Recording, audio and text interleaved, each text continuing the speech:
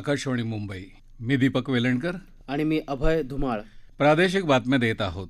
ठळक बातम्या. गेल्या महिन्यात पावसानं झालेल्या नुकसानीसाठी शेतकऱ्यांना मदत देण्याचा राज्य मंत्रिमंडळाचा निर्णय. यंदाच्या रब्बी हंगामाकरता 51,875 कोटी रुपयांच्या खत अनुदानाला केंद्रीय मंत्रिमंडळाची मंजुरी. इथेनॉलच्या वाढीव दरांना मान्यता. शिक्षकांच्या वाढीव अनुदानाचा प्रश्न सोडवण्याचं शालेय शिक्षण मंत्री दीपक केसरकर यांचं आश्वासन.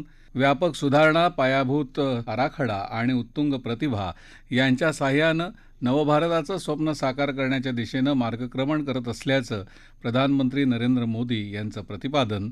सरकारच्या आर्थिक उपाययोजना देशाच्या आर्थिक विकासाचं संतुलन राखण्यासाठी उपयुक्त ठरत असल्याचं रिझर्व्ह बँकेचे गव्हर्नर शक्तिकांत दास यांचं मत. T20 क्रिकेट विश्वचषक स्पर्धेत भारताचा बांगलादेशवर 5 धावांनी विजय आणि अंधेरी पूर्व विधानसभा मतदारसंघामधल्या पोटनिवडणुकीसाठी उद्या मतदान. यंदाच्या रब्बी हंगामाकरिता स्फुरद आणि पालाशयुक्त खतांसाठी अनुदानाच्या दरांना केंद्रीय मंत्रिमंडळानं आज मंजुरी दिली. प्रधानमंत्री नरेंद्र मोदी यांच्या अध्यक्षतेखाली झालेल्या बैठकीत 51,875 कोटी रुपयांचं खत अनुदान मंत्रिमंडळानं मंजूर केलं. 1 ऑक्टोबरपासून पुढच्या वर्षी 31 मार्चपर्यंत अंदाजाचे नवे दर लागू राहतील. जलसंपदा विकास आणि व्यवस्थापनाच्या क्षेत्रात सहकार्याबाबत डेन्मार्कशी झालेल्या सामंजस्य करारालाही मंत्रिमंडळानं मंजुरी दिली.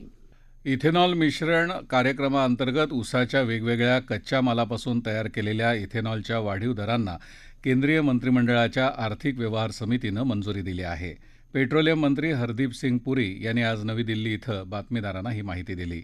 क श्रेणीमधल्या मळीपासून तयार केलेल्या इथेनॉलचा दर प्रतिलिटर 46 रुपये 66 पैशांवरनं 49 रुपये 41 पैसे केला आहे, तर अ श्रेणीतल्या मळीपासून 59 रुपये 8 पैशांवरून 60 रुपये 73 पैसे केला आहे. येत्या 1 डिसेंबरपासून 31 ऑक्टोबर 2023 पर्यंतच्या आगामी साखर हंगामासाठी ही मंजुरी दिली असल्याचं त्यांनी सांगितलं. 2025 ते 2030 या 5 वर्षामध्ये पेट्रोलमध्ये इथेनॉलचं मिश्रण 20% करण्याचं लक्ष्य सरकारनं निश्चित केलं आहे. 10% मिश्रणाचं लक्ष्य यंदा मे महिन्यातच गाठलं आहे, अशी माहिती पुरी यांनी दिली. पथदर्शी कार्यक्रमाअंतर्गत पुढच्या वर्षापासून E20 इंधन पेट्रोल पंपावरती उपलब्ध होण्याची शक्यता आहे, असंही त्यांनी सांगितलं. घोषित शाळांमधल्या शिक्षकांच्या वाढीव टप्पा अनुदानाचा प्रश्न सोडवण्याचं आश्वासन शालेय शिक्षण मंत्री दीपक केसरकर यांनी दिलं आहे. वेतन अनुदानाचं सूत्र पूर्वीप्रमाणे लागू करावं या मागणीसाठी शिक्षक समन्वय समितीच्या माध्यमातून आंदोलन करत असलेल्या संबंधित शिक्षक प्रतिनिधींसोबत केसरकर यांनी आज मंत्रालयात बैठक घेतली. हा प्रलंबित प्रश्न सोडवण्याबाबत शासन सकारात्मक आहे. मुख्यमंत्री आणि उपमुख्यमंत्री यांना याबाबत सविस्तर माहिती दिली जाईल आणि अनुदानाच्या विविध टप्प्यांवरच्या पात्र शिक्षकांची संख्या, त्यासाठी येणारा खर्च याबाबत सविस्तर माहिती घेऊन मुख्यमंत्री येत्या 15 तारखेला याबाबतचा निर्णय जाहीर करतील, असं केसरकर यांनी सांगितलं. या प्रश्नी संबंधित शिक्षकांनी सुरू केलेलं आंदोलन थांबवावं, असं आवाहनही त्यांनी केलं. व्यापक सुधारणा, विशाल पायाभूत आराखडा आणि उत्तुंग प्रतिभा यांच्या साहाय्यानं आपण नवभारताचं स्वप्न साकार करण्याच्या दिशेनं मार्गक्रमण करत आहोत, असं प्रधानमंत्री नरेंद्र मोदी यांनी म्हटलं आहे. त्यांनी आज व्हिडिओ कॉन्फरन्सिंगच्या माध्यमातून कर्नाटकात बंगळुरू इथे आयोजित जागतिक गुंतवणूक संमेलनाच्या उद्घाटनप्रसंगी संमेलनाला संबोधित केलं. सरकार युवकांना नवीन संधी मिळाव्यात म्हणून योग्य वातावरण तयार करत आहे. सरकारनं गुंतवणूकदारांना लाल फितीतून मुक्त केलं. गेल्या वर्षी जवळपास $84 अब्ज परदेशी गुंतवणूक भारतात आली. केवळ सुधारणाच नाही तर मूलभूत सुविधांच्या बाबतीतही नवभारताची प्रगती उल्लेखनीय आहे, असं मोदी म्हणाले. वेगवेगळ्या सुधारणांच्या माध्यमातून व्यवसाय सुलभता आणणं हा सरकारचा उद्देश असल्याचं त्यांनी सांगितलं. गुंतवणूकदारांना माहिती देऊन येत्या दशकासाठी विकासाचा आराखडा तयार करणं हे या संमेलनाचं उद्दिष्ट आहे. 300हून अधिक कंपन्या यामध्ये भाग घेत असून हे संमेलन 4 नोव्हेंबरपर्यंत चालणार आहे. सरकारच्या आर्थिक उपाययोजना देशाच्या आर्थिक विकासाचं संतुलन राखण्यासाठी उपयुक्त ठरत असल्याचं रिझर्व्ह बँकेचे गव्हर्नर शक्तिकांत दास यांनी म्हटलं आहे. ते आज federation of Indian chambers of commerce and industry अर्थात फिक्की आणि इंडियन बँक्स असोसिएशन अर्थात इबा यांच्या संयुक्त विद्यमानं आयोजित कार्यक्रमात बोलत होते. 2022-23 या कॅलेंडर वर्षात किसान क्रेडिट कार्ड कर्ज शेतकऱ्यांना तसंच सूक्ष्म लघु आणि मध्यम उद्योगांसाठी देखील पूर्ण विकसित पद्धतीनं सुरू करण्याचा आमचा प्रयत्न आहे. राज्य सरकारनं त्यांच्या जमिनीच्या नोंदीही डिजिटल करणं आवश्यक असल्याचं शक्तिकांत दास यांनी म्हटलं आहे. संरक्षण राज्यमंत्री अजय भट्ट यांनी आज मुंबईत सामग्री अभियांत्रिकी तंत्रज्ञान आणि उष्णता संस्करण यावरच्या आंतरराष्ट्रीय प्रदर्शन आणि संमेलनाचं उद्घाटन केलं. सरकारची देखो अपना देश ही योजना देशाच्या अर्थव्यवस्थेत सुधार करण्याशिवाय इतरही उद्दिष्ट साध्य करेल असं ते यावेळी म्हणाले. सिप्री या संशोधन संस्थेनं 2020 या वर्षामध्ये देशातल्या कामाची प्रशंसा केल्याचं त्यांनी सांगितलं. संरक्षणावर योग्य खर्चाची तरतूद असणारा भारत हा अमेरिका आणि चीननंतरचा तिसरा देश असल्याचं ते म्हणाले. संपूर्ण जगात आपलं नीतिधैर्य उत्तम असून आता वेगानं बदलत्या परिस्थितीत आपण संपूर्ण आत्मनिर्भरतेकडे प्रवास करत आहोत असंही ते म्हणाले. जगात भारताची ओळख निर्माण होत आहे. रशिया युक्रेन संघर्षात शेकडो विद्यार्थ्यांना सुस्थितीत माघारी आणताना प्रधानमंत्र्यांची प्रभा उपयुक्त ठरली. पाकिस्तानी विद्यार्थ्यांनाही या संघर्षातून सुखरूप पार पाडण्यासाठी भारतीय झेंड्याचा वापर करावा लागला असं ते म्हणाले. संरक्षण क्षेत्रातल्या नव्या कल्पनांचा वेध घेताना भट्ट यांनी 41 शस्त्रास्त्र कंपन्यांचं नवीन 8 कंपन्यांमध्ये रूपांतर झालं. तसंच आत्मनिर्भरतेमुळे 311 वस्तू आपल्या आयातीच्या यादीतून आता वगळल्या आहेत असं सांगितलं. शिक्षणाच्या संधी वेगानं विस्तारत असून उच्च शिक्षणातील जागतिक संधीच्या देवाणघेवाणीत स्त्रियांचा सहभाग महत्त्वाचा असल्याचं मत राज्यपाल भगतसिंह कोश्यारी यांनी व्यक्त केलं आहे. SNDT महिला विद्यापीठ आणि न्यूयॉर्कच्या BMCC कॉलेज यांनी आज मुंबईत राजभवनात आयोजित केलेल्या उच्च शिक्षणाच्या जागतिक देवाणघेवाणीतल्या संधी आणि आव्हानं या कार्यक्रमात राज्यपाल बोलत होते. या कार्यक्रमाआधी SNDT आणि अमेरिकेचं BMCC म्हणजे बरो ऑफ मॅनहॅटन कम्युनिटी कॉलेज यांच्यात शैक्षणिक सहकार्याचा करार झाला. BMCC 140 विविध देशातील विद्यार्थ्यांना अतिशय वाजवी शुल्कामध्ये शिक्षणाची संधी देते. BMCCमध्ये एकंदरीत 60% महिला विद्यार्थिनी आहेत असं BMCCच्या अध्यक्षांनी सांगितलं. भारत राष्ट्रीय शैक्षणिक धोरण 2020ची अंमलबजावणी करण्यास तयार असतानाच या सामंजस्य करारावर स्वाक्षरी केली जात आहे असं SNDTच्या कुलगुरू उज्ज्वला चक्रदेव यांनी नमूद केलं. या सहकार्य कार्यक्रमातून भारतातील मुलींनाही उच्च शिक्षणाच्या उत्तम संधी मिळतील अशी आशा त्यांनी व्यक्त केली. या प्रादेशिक बातम्या आकाशवाणीच्या मुंबई केंद्रावरून देत आहोत. T20 विश्वचषक क्रिकेट स्पर्धेत आज ॲडलेड इथं झालेल्या सामन्यात भारतानं बांगलादेशावर 5 धावांनी विजय मिळवला. बांगलादेशानं नाणेफेक जिंकून प्रथम क्षेत्ररक्षण करण्याचा निर्णय घेतला. KL राहुलनं 32 चेंडूत 50 धावा तर विराट कोहलीनं 44 चेंडूत केलेल्या नाबाद 64 धावांच्या खेळीमुळे भारताला निर्धारित 20 षटकात 6 गड्यांच्या मोबदल्यात 184 धावा करता आल्या. त्यात सूर्यकुमार यादवनं 30 धावांचं मोलाचं योगदान दिलं. बांगलादेशतर्फे हसन मेहमूदनं 3 तर शकील अल हसननं 2 गडी बाद केले. पावसाचा व्यत्यय आल्यामुळे बांगलादेशाला विजयासाठी 16 षटकात 151 धावांचं लक्ष्य देण्यात आलं. मात्र त्यांना 6 गडी गमावून 145 धावाच करता आल्या. लिटन दासनं 27 चेंडूत केलेली 60 धावांची झुंजार खेळी इतरांची साथ न मिळाल्यानं संघाला विजयापर्यंत नेऊ शकली नाही. भारतातर्फे अर्शदीप सिंग आणि हार्दिक पांड्यानं प्रत्येकी 2 तर मोहम्मद शमीनं प्रत्येकी 1 बळी मिळवला. अंधेरी पूर्व विधानसभा मतदारसंघातल्या पोटनिवडणुकीसाठी उद्या मतदान होत आहे. मतदानाची वेळ सकाळी 7 ते संध्याकाळी 6:30 पर्यंत आहे.